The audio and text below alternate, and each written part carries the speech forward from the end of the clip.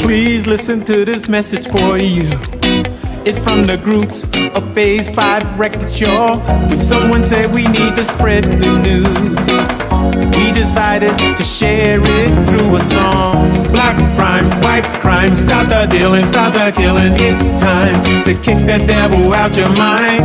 Black crime, white crime, stop the dealing, stop the killing. It's time to kick that devil out your mind. Wake up, let's unite. 'Cause our lives matter.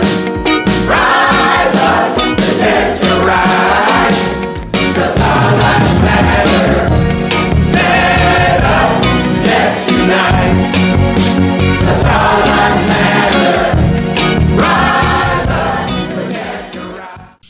Good evening, ladies and gentlemen. Stephen Jones here with Rock in the Valley and the weekly show for Wake Up, Rise Up, the World Peace Concert. Tonight and every night we bring you different actors and performers that are on the, we usually like to say 24-hour concert, but I think we're up to around 48, something like that. And we just bring you a bunch of different people that are going to be on this concert on September 21st, 2022. Tonight, we've got Jim Blanch and the Boot Hill Band. Is that the correct way of saying it? We usually just say Jim Blanch and Boot Hill. Jim Blanch and Boot Hill. So, Jim, tell us who you are and introduce your band to us, if you please.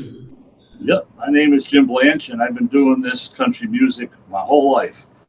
I took a little break for a few years in an oldies band, and that's where I met Doug and the Wake Up, Rise Up, Doug Payne, and when he was working with the Coasters. But I had to get back to my roots. I got to do country. That's where I'm happy. So 2004, I put this band together, and for the last almost 2 years, this version that you see here tonight is what we have. And I can introduce these guys. I have Chris Berry on bass and vocals. Back here is Bruce Mikuszewski, but we call him Hot Dog. And over here is a legendary Sam Gibson on pedal steel. Okay, cool. My first question is, why is the drummer always stuffed in the back? I don't understand. So he's the guy that likes to hang around with musicians. Oh, okay. I noticed that right away. The drummer's all the way in the back. But anyway, well, guys, it's great to meet you. How are you? We're good. We're doing good. I tried to get my hat on with you, but the green screen just isn't letting me do it. But that's all right. But you look great. You do. I mean, the cowboy hats, and you're all dressed out, ready to go.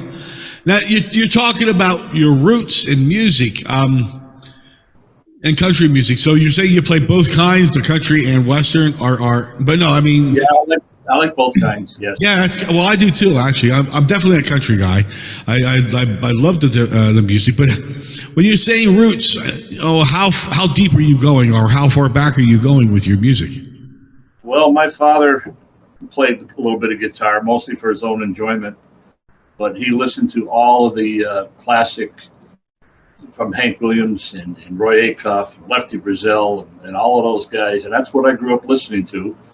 And then when I started playing guitar, and him and I did duets together, a lot of shows that we did in the early '60s. When I was just a kid, it was just my father and I were playing all them standard country songs. Now, because not everybody knows this, about what year was Hank Williams considered like your A-list? He was coming out with new songs. About what year was that? I think it was 46 that he started, and of course he passed away January 1st, 1953. Okay. Just about 7 months before I was born. Before you were born, you were playing the music that was top, 100 or whatever they measured it by back then. Because I don't believe the Hot 100 for country and western was around at that time. Billboard didn't start really tracking stuff until sometime much later. And but so if he started playing in 46, let's see. So it's 50. Plus another 22 years, so that's 72 years plus 4. So this music you're playing is about 76 years old. Yeah. Okay. Can you imagine that?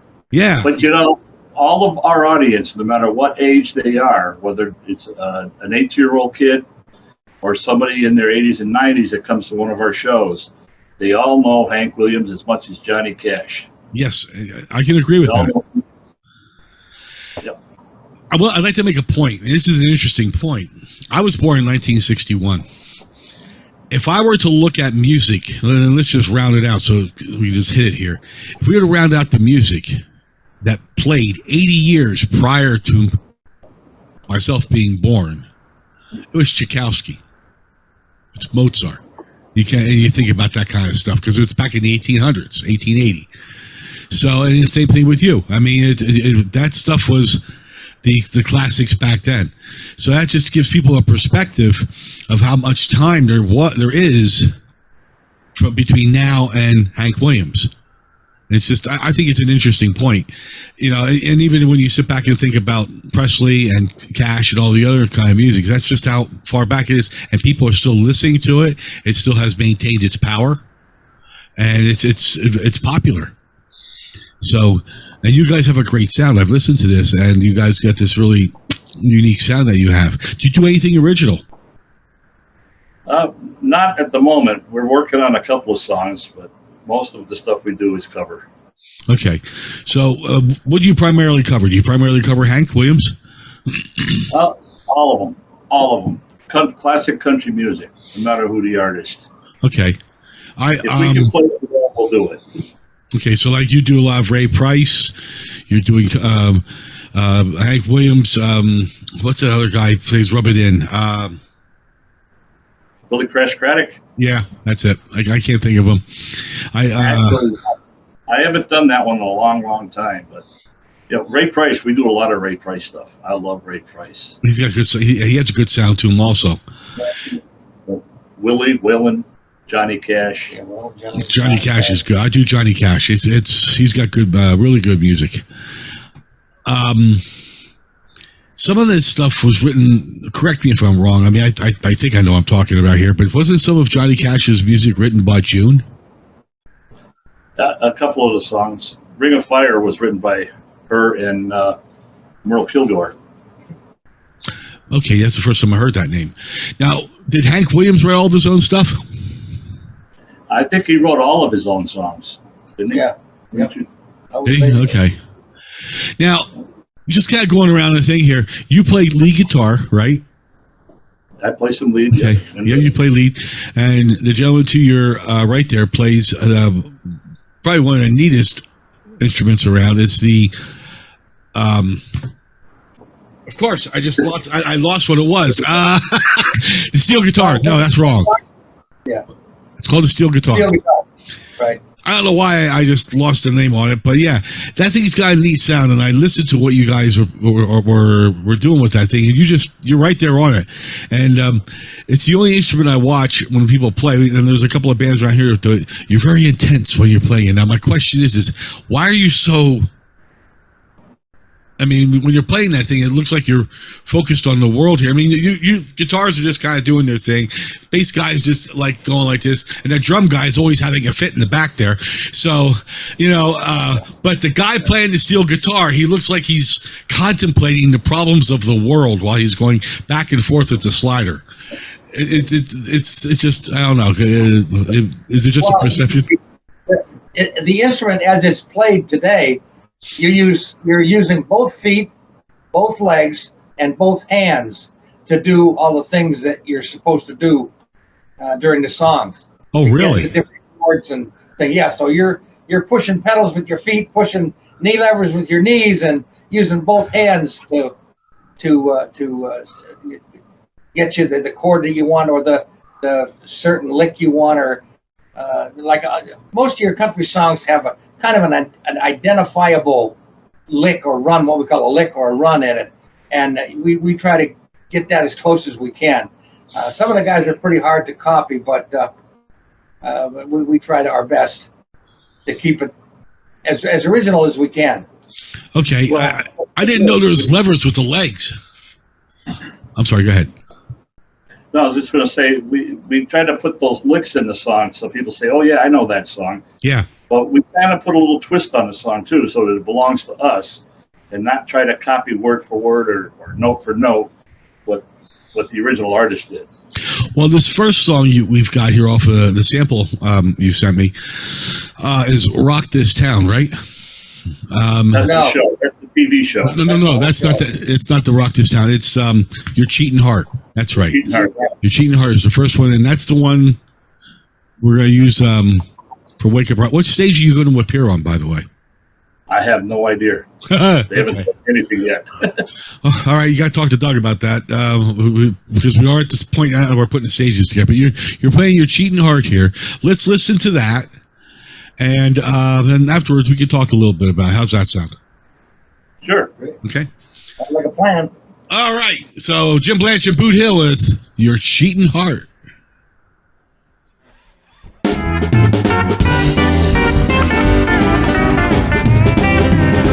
Your cheating heart will make you weak. You cry and cry and try to sleep, but sleep won't come the whole night through. Your cheating heart gonna tell on you. When tears come down like falling rain, you toss around and call my name. You're gonna walk the floor the way I do. Your cheating heart gonna tell on you.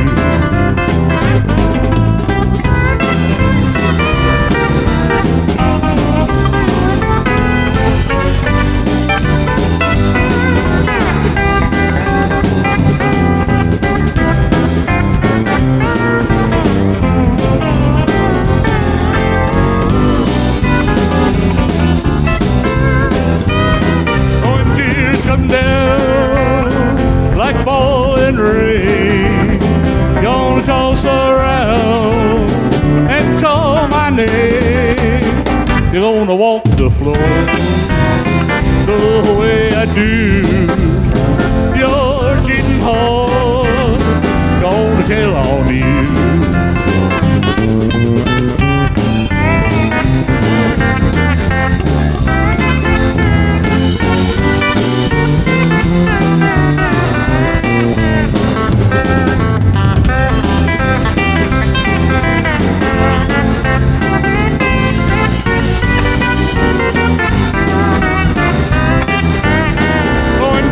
Come down like falling rain. Gonna toss around and call my name. You're gonna walk the floor the way I do. Your cheating heart gonna tell on you. Your cheating heart gonna tell on you.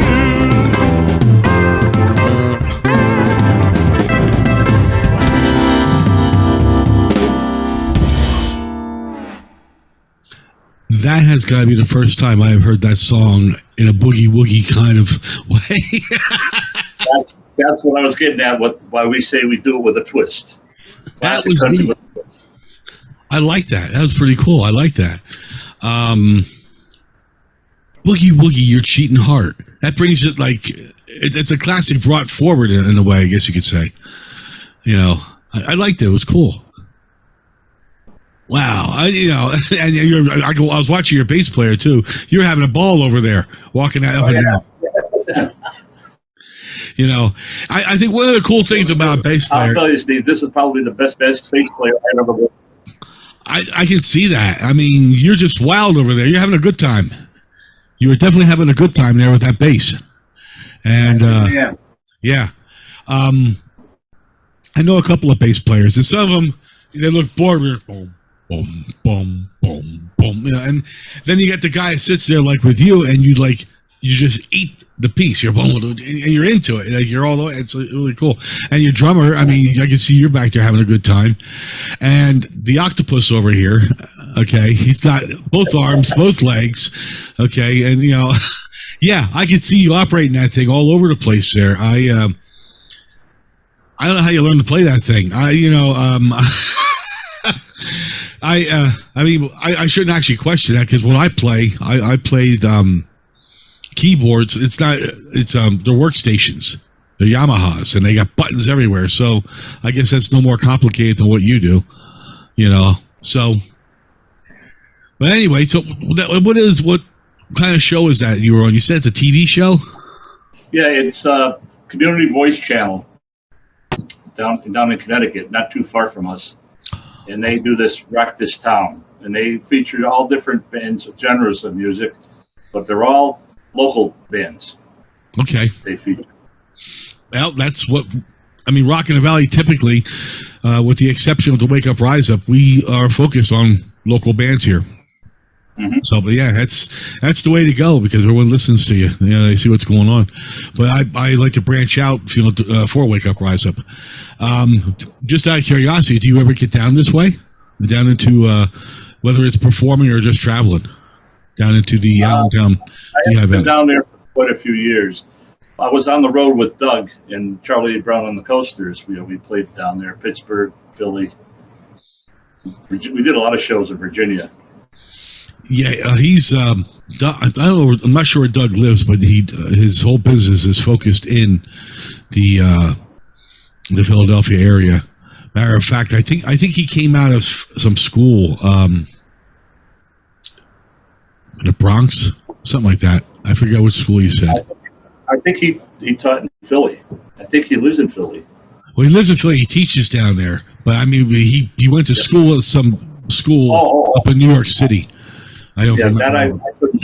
I couldn't tell you. I don't know. But he knows everybody. I mean, it's amazing the people this man knows. I mean, he knows you, and then he comes he throws somebody. I mean, that's from overseas. It's like, oh my God. So, but anyway, just branch out just a little bit here.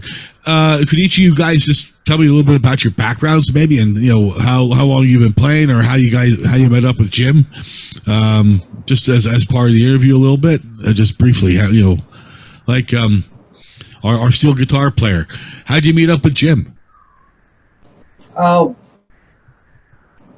met him quite a few years ago, but he's been wanting to get me in his band for quite a while. But every time he's wanting me to play with him, I was playing with another band. So it just came about that a couple of years ago, I was looking for a job, and he was looking for a steel player, and we got together finally after, I think about 1960. He tried to get me in his band, and he finally got me in this 2 years ago.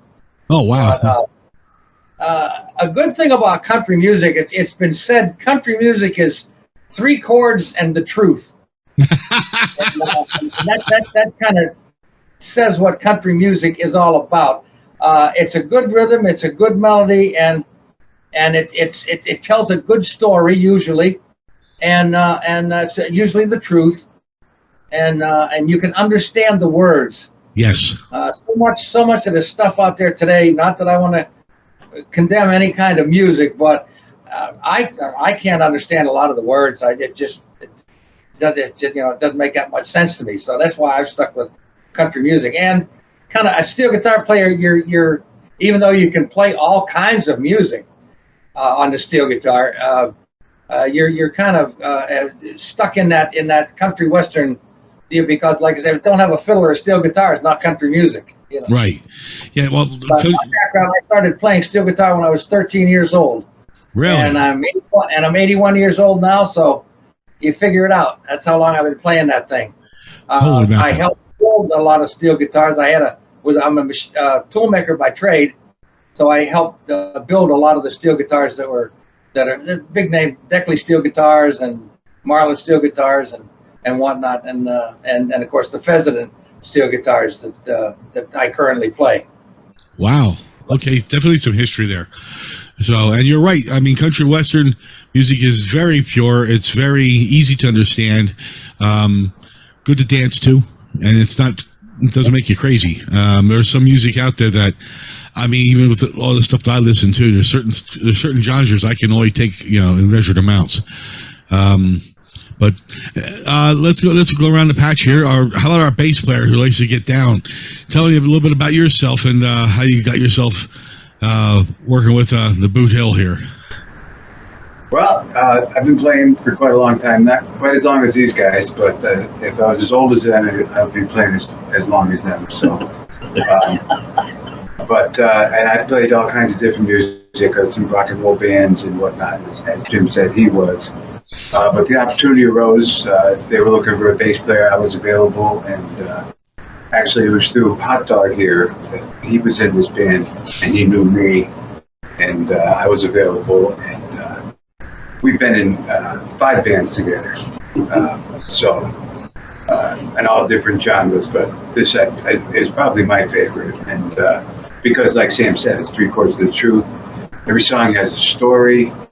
Every song is easy to listen to, and music should make you feel good and warm your soul.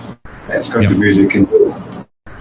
But anyway, and playing bass in this band is great. I love laying it down and letting Sam go off where he's going to go, because without Hot Dog and I laying it down, he's not going too far. Well, I'll tell you, it's interesting that you and Hot Dog have worked together in so many bands, because really, when you've got a bass player and a guitar, and a bass player and a drummer that know each other and can work together, you guys can but you're the bottom of the band. Okay? Yeah. You're the backbone, and then these 2 guys in the front, they can run anywhere they want to go as long as you 2 keep the pulse going. And that's it. Yep. That's it. I mean, these guys here can take off in directions. They can come back in. They can go this way. They can go that way. Whatever they want to do. And that's why you guys are tight, because you guys have been playing together. And I'll bet when Hot Dog goes off in a direction, you already know where he's going before he got there. And you're like, yeah. You ain't wrong. Yeah. You aren't wrong. No. And we're both ways, too. Yeah, and, he hears you take off. I've been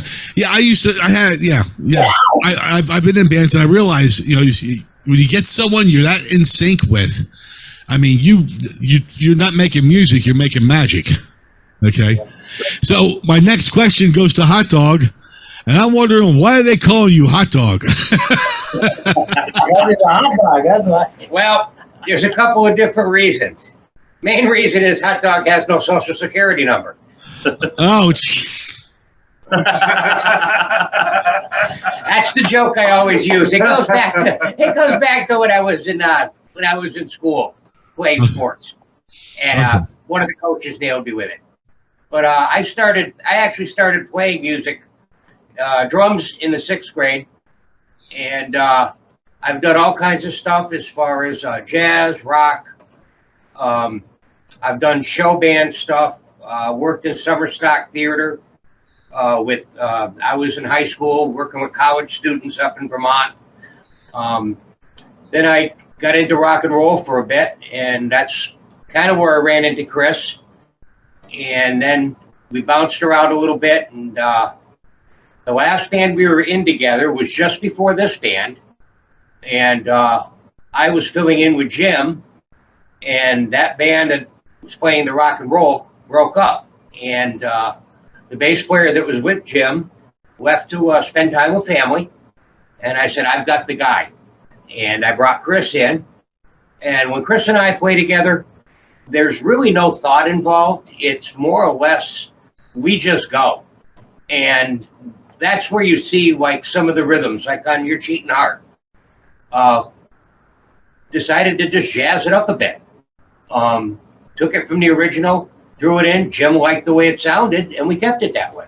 Yeah, I saw that immediately. The chemistry between you 2 guys. You're like one person with 4 arms and 4 legs and 2 instruments. Okay. Yeah, 10 fingers and 20 with the rest of his. I guess he's got them all. But I want to get Jim to talk about his background a little bit. Maybe we should listen to another song before I go to you. What's the next song on our list here after Your Cheating Heart? It was Conway Twitty's song. It's called It's Only Make Believe. Oh, wow. One of my favorites. I like that. So let's do that. Jim Blanch and Boot Hill and Conway Twitty's It's Only Make Believe. People see us everywhere. They think you really care. But myself I can't deceive. I know it's only make-believe.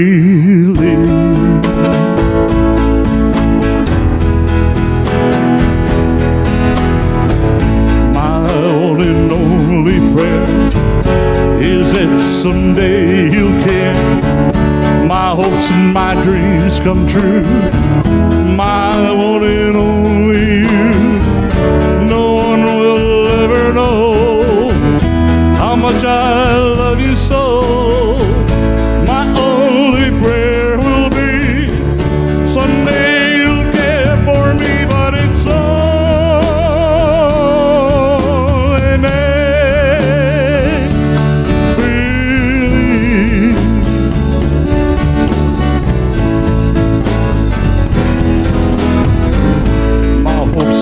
Dreams come true. My all I give to you. My heart a wedding ring. My all, my everything. My heart I can't control. You rule my very soul. My only prayer will be someday you'll care for me, but it's all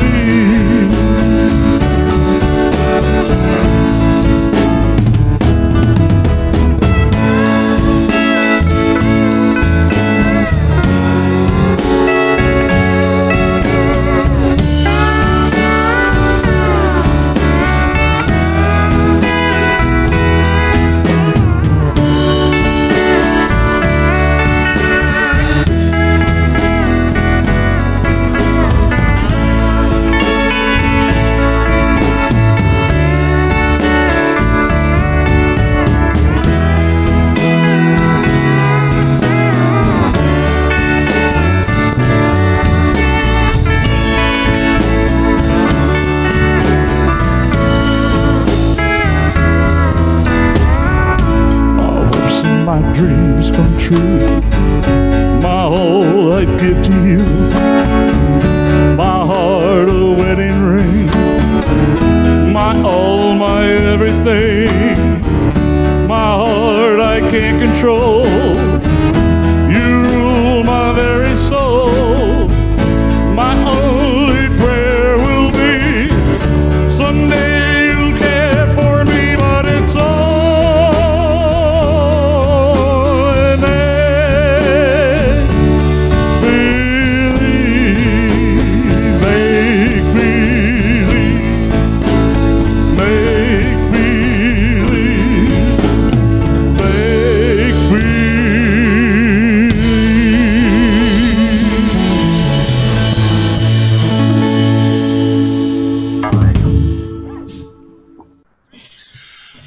Wow.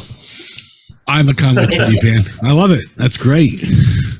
A little side note with Conway Twitty. I used to work with a guy.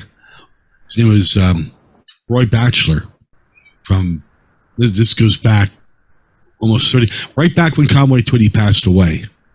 Uh-huh. Roy was personal friends with Conway Twitty. They were at his house the day he passed away. And Roy came back and told us all about it. And that was kind of wild. But, yeah, that was good. Anyway, Jim, so tell me a little bit about your background here. We heard from your band. Tell me about you. Well, like I said, I started playing with my father in just a duo way back when.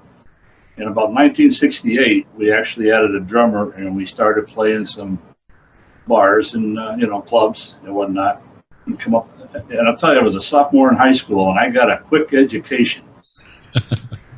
The first place we played had the chicken wire. Oh, yeah. What's with the chicken wire? I don't understand that. It kept the beer bottles from hitting the band when they were throwing at each other. Oh, geez. The Blues Brothers thing was for real, huh? Oh, yeah. Oh, for real. I didn't know that. I thought that was just part of the show. You have to explain that to me. I don't understand. Why are they throwing bottles at you when you're up there trying to perform? So I had a couple of bands, and they didn't last too long. We played here, we played there, and then a man by the name of Mike Baker up in this area was very popular. Had a very popular country band, and he was working 3 nights a week, and he needed a lead player. His brother was playing lead, and he retired. And Mike called me and asked me if I'd be interested, and I spent the next almost 20 years playing lead guitar for him. Wow. And all the clubs up here. And there was about 7 years of the last 7 years, I guess it was, that overlapped with the oldies band, rock and roll band. And then I left Mike and just went with the oldies band. And that's where we got tied up with Doug and Charlie Brown and on the road and whatnot. But like I said, in 2004, I got tired of the rock and roll and where it was going, and I wanted to play country because, like Sandy said a few minutes ago, three chords and the truth. Mm-hmm. And that was actually a quote from Harlan Howard, who was one of the biggest names in country music writing history, him and Hank Cochran. And he's the one in an interview that said that country music is 3 chords and the truth. Yeah, and I won't sing a song if I can't make people feel the emotion that the song's supposed to be telling the story for. I mean, it's got to come from inside. And if I can't convey that message, I won't do the song. Even if I like the song, I won't do it just for the sake of doing it. Yep. Interesting question. I'm guessing you do a number, 10, 20, 30, something like that, of different artists and their songs. You do a whole bunch of them. But my question is have you ever considered doing a tribute? Like Hank Williams, I've never heard of a Hank Williams tribute band. Okay? Or, there's Johnny Cash tributes all over the place. And there was, Elvis tributes, which they're getting, at least around here, it's people are, they're like, who is that guy? Why is he doing that? Because they're not really remembering who Elvis is. Well, even Johnny Cash, some people are asking. But, you've got a very strong sound and product here. You could do a tribute. We have a lot of bands up here that do tributes to all kinds of different artists. And a couple of my friends do an Eagles tribute up here, and they are very, very good at it. It's not my cup of tea, and I'll tell you why. That artist has already done that. I don't want to copy exactly what he's done. He's already done that. I take the song, I put the little licks, we do the licks that belong in there. People say, oh, I know that song, but it's my way of doing it. It's me. Yep.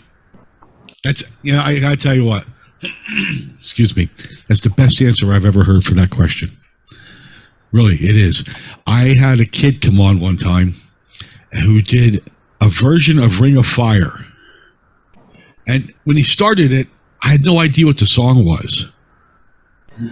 And I'm listening to this kid play this, and all of a sudden I heard him, I go down, down, down. It sounded like he was like in pain. He was being stabbed by the, and it's like, what are you singing?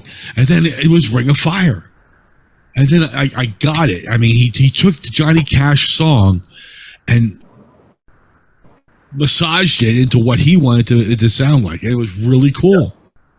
So and that's an art. That's an artist. Yes, that's an artist. And we hear a lot of cover bands in our area. I mean, a lot of people do a lot of original stuff here, and that's cool. I like originals. One of my best friends does his original song "Fly." Hit #1 on the indie chart a couple of years in a row, Frank Porter. And Frank, you owe me $1 now for the shout out. So anyway, but he'll turn around and he'll do some covers, and he's awesome doing the covers, and they're with his twist on it. So it's kind of cool to hear what an artist can do to a cover. And I mean, you guys are already showing that stuff here. You got just such a great sound. You do. I got a quick little story for you. Sure. Just on that note. a friend of mine loves bluegrass. I like bluegrass too. Oh yeah, it's cool. I like it. I play a little bit of it once in a while. But he gave me a CD one time of a band that I really wasn't familiar with. So on my way home, I threw the CD in my car and I'm listening to it, and they come to this song, and it was a real kicking bluegrass. I mean, it was fast, kicking, with the mandolin and the banjo and the guitars and everything. And I started singing along with the song. And I'm going, wait a minute. I don't even know this song. How do I know all the words to the song? How come I'm doing this? Why is it so familiar? And they got to the chorus and I went, oh my God. It was called, the group was Old and the Gray. I don't know if you've ever heard them or not. No. Jerry Garcia was in that band. Oh, yeah, okay. Anyway, the name of the song was Honky Tonk Woman by the Rolling Stones. Oh, my God. And they really kicked it like bluegrass. Get the heck out. You've got to look up that song. You won't believe it. Let me write it down real quick. Yeah. There's another band that does stuff. It's up on YouTube, and they've done like Pitbull and a few other ones in an old speakeasy sort of way. And you're listening to this, and it's like, boy, that sounds familiar. And like, I just heard that on the radio, and it was done by Bruno Mars or somebody else. But they do it a completely different way, and it really sounds neat. You know, and it just does. And I love the new take on stuff, you know, because it's fresh. And it's like, that was cool. Oh, there was a kid up there that did Orange Blossom Special. About 10 years old, did the Orange Blossom Special on a banjo. Okay? Kid went wild. And after you got done with it, you know, I'm sitting here watching on the computer. I'm focused in on it, and he's doing this thing, and he's going off like that. And he got done, and the video ended. I'm like, yeah. And I'm like, wait a minute, I'm watching a video. Why am I applauding? So, you know. So, yeah, but when somebody can make you do that, they're doing it right. Yeah. Well, there was another video up there, and I got to tell you what, our watchers have got to find this. You got to find this. And just remember this: Fats Domino, Ray Charles, okay, Jerry Lee Lewis, okay, and they're all playing together on stage.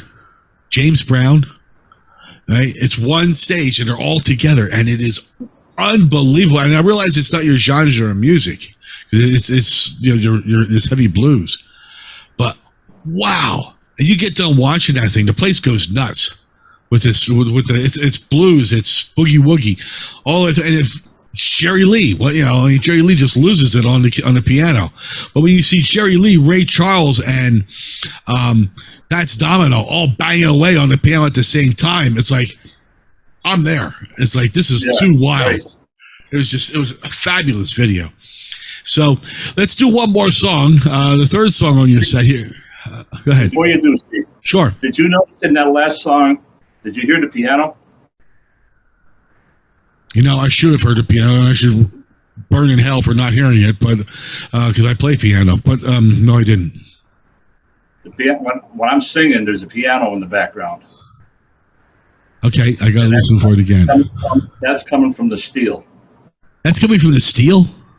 Yeah, Sammy uses a synthesizer on his steel, but not only does it sound like the instrument, but the man knows how to attack the steel the way you would the instrument he's trying to imitate.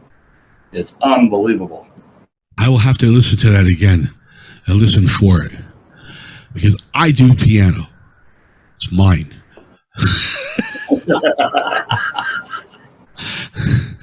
So we do one of the Maverick songs.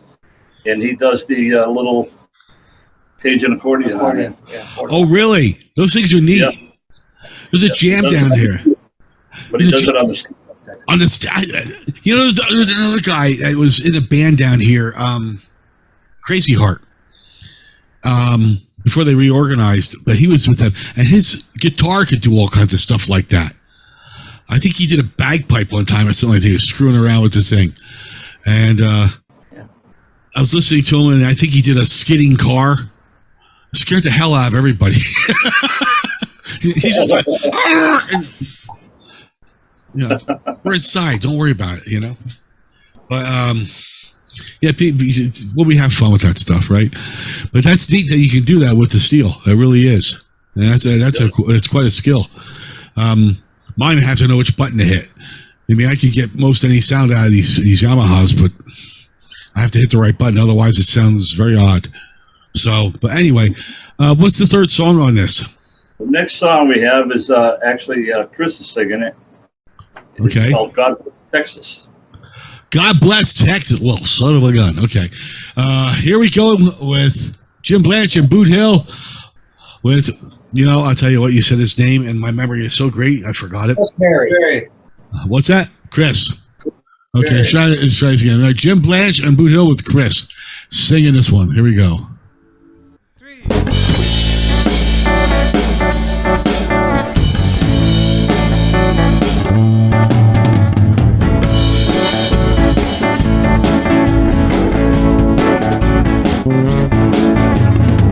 I've seen a lot of places. I've been around the world. Been with some pretty faces, seen some beautiful girls. After all I've witnessed, one thing still amazes me. Just like a miracle, you got to see to believe. God bless Texas with his own hand, brought down angels from the promised land, and gave them a place where they could dance. If you want to see heaven, brother, here's your chance. I've been sent to spread the message. God bless Texas.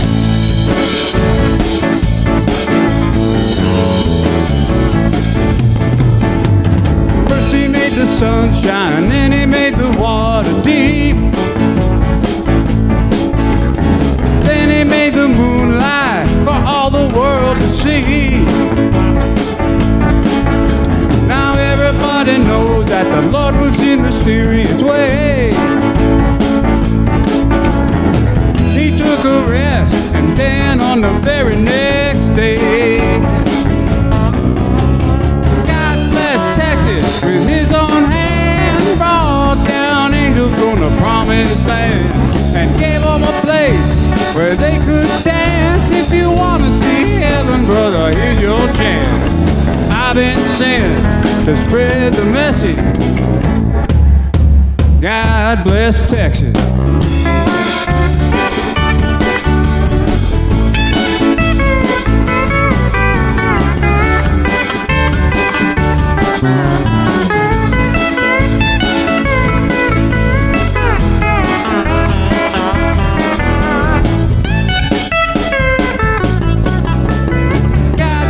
Texas with his own hand, brought down angels from the promised land, and gave them a place where they could dance. If you want to see heaven, brother, here's your chance. I've been sent to spread the message. God bless Texas.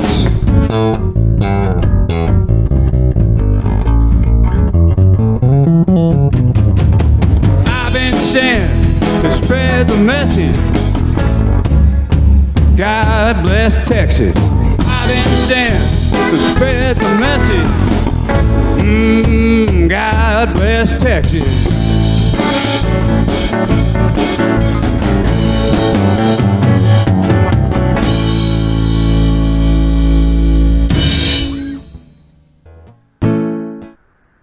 Cool. You got a good voice, man. Thank you. Appreciate it. You do. You got a really good voice. So, matter of fact, you surprised me. That's a good tenor voice.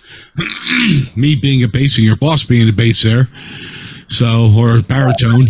I play one on TV. What's that? I said, I'm not really a tenor, but I play one on TV. Oh, okay. He's a tenor, but we played for 5. I try getting into the upper range, and like right now I'm all congested and I can't get anywhere, but my best range is about 2 octaves, and I'm down in the basement like Elvira, you know what I mean? With the guy that sings Elvira. And it's tough. But can't get up in the high end. I have a couple of friends that can sing up high, and by the way, Sam, right? Yeah. Okay. You were getting wild on the thing there. I love the way you play that steel guitar. I mean, I'm really impressed. You know, I mean, I know it's just second nature to you because you've been playing for so long, and you know, but I've seen a lot of players down here. I'm not taking anything away from those guys because they do it, but for you, you're very relaxed in doing it. You really are. You're right there on it. So I think one of the best compliments I ever received was, well, a very well-known steel player told me, he says, "You know what I like about you?" I said, "What do you like about how I play?" And he said, "You sound like you. You don't sound like anybody else." That might be it. I thought that was a great compliment. Yeah, it is a good compliment. Well, let's just take a pause here. And, you know, this is with Wake Up, Rise Up. Tell me a little bit about why you want to be part of Wake Up, Rise Up. And you each can take a moment just to kind of tell me a little bit about that. And,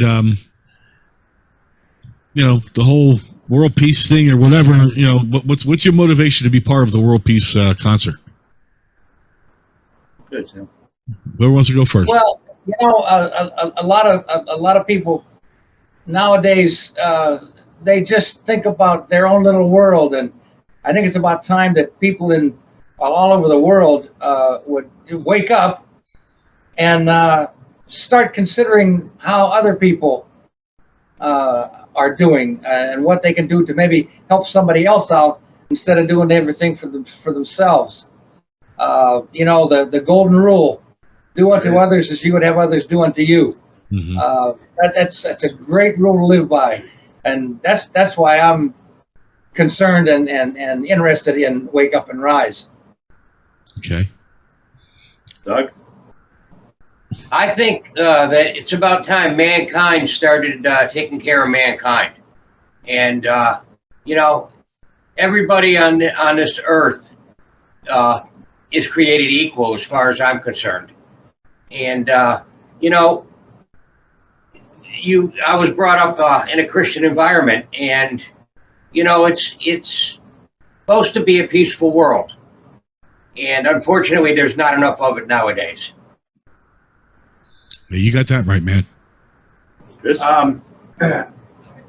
I came across a story I wrote in 1965 for a school report. If I could change one thing in the world, and if I could change one thing in the world, I was 10 years old now, I'd change it so there were no war. Why is there war? Why do people go to war? Why do people kill each other? It just seems so senseless and unproductive. And I was going to talk about the golden rule, but Sam took that first. So, but that's the whole idea. Think about it. If you treat everybody the way you want to be treated, if everybody did that, it would work. Yeah. So, anyway, that's my take. Okay, great, Jim. Well, like I'm in total agreement with everything that they just said.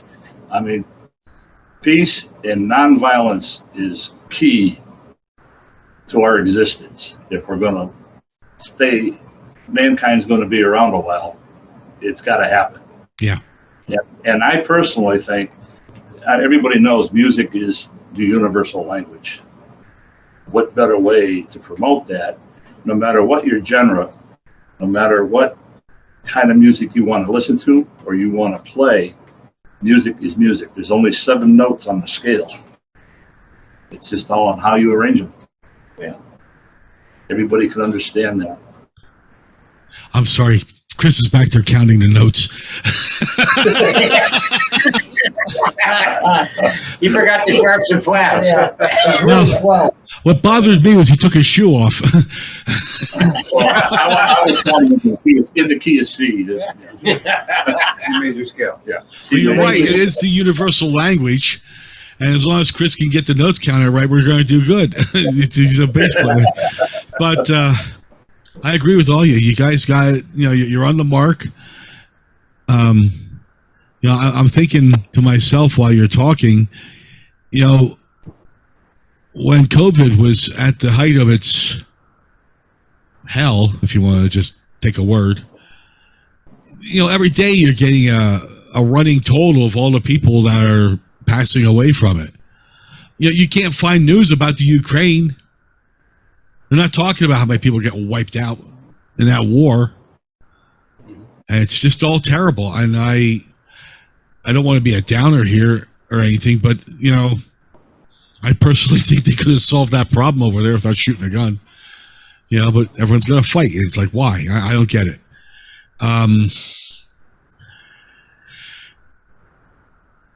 It would be much easier for us to sit around, and if you're upset and you want to do something wild, then get out and play some real heavy rock and scream.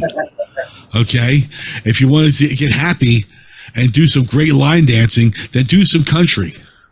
Okay? If you want to get out there and party and dance and jump up and down on a dance floor, play some disco and the Bee Gees. Okay? If you want to stand around and wonder what you're supposed to do next, have a soloist guitar stand there and play and go, huh? You know, something along those lines. There's a lot of great music out there you can play. Get some good Motown going or some blues. You know, I listen to everything. Okay, and there's something for every mood. And you guys have a great sound. You bring along a very refreshing feel. And I wish you guys were down here in the Lehigh Valley because I'm setting up with some other things, and I would love to have you for an event. Okay, you know, what's that? Just let us know when and where. Well, we'll talk about that after we come off the air here. So we're just about out of time here.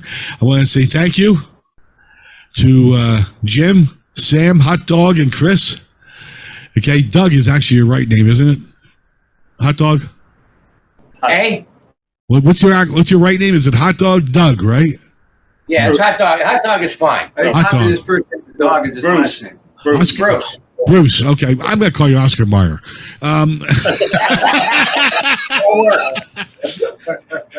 So I got to tell you though, in all due seriousness, watch your weight, because if you get too big, you're going to start calling you Kalbasi. So.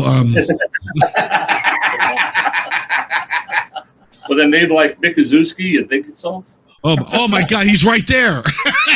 There you go. So that's why the hot dog's in there. Okay, I got it. All by myself, I figured that one out.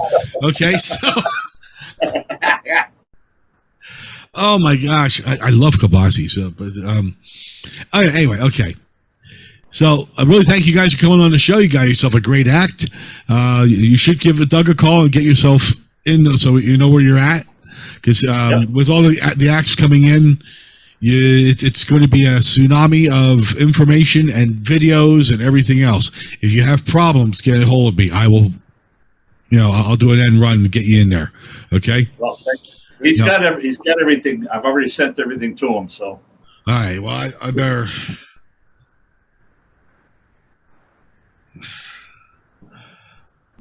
All right, I just made myself a note to talk to him. But all right, so that's about all the time we have for tonight. Thank you, gentlemen. I appreciate you coming on. This is Steve Jones here with Rock in the Valley. Yep. Thank you for having us. Yeah. No problem. I didn't pause there for that. I apologize. And Steve Jones here with Rock in the Valley and Wake Up, Rise Up, the weekly show. We've got more coming. So we'll see you on September 21st and every week, with more shows about more of the people that are performing here on Wake Up, Rise Up. Thanks for tuning in. Good night now.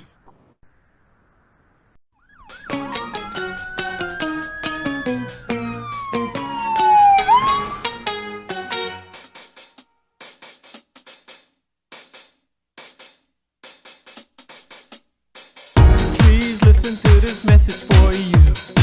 It's from the groups of Phase 5 Record Show. When someone said we need to spread the news, we decided to share it through a song. Black crime, white crime, stop the dealing, stop the killing. It's time to kick the devil out your mind. Black crime, white crime, stop the dealing, stop the killing. It's time to kick the devil out your mind. Wake up, let's unite. Our lives matter. Rise up, take the rise. Our lives matter. Stand up, let's unite. Our lives matter. Rise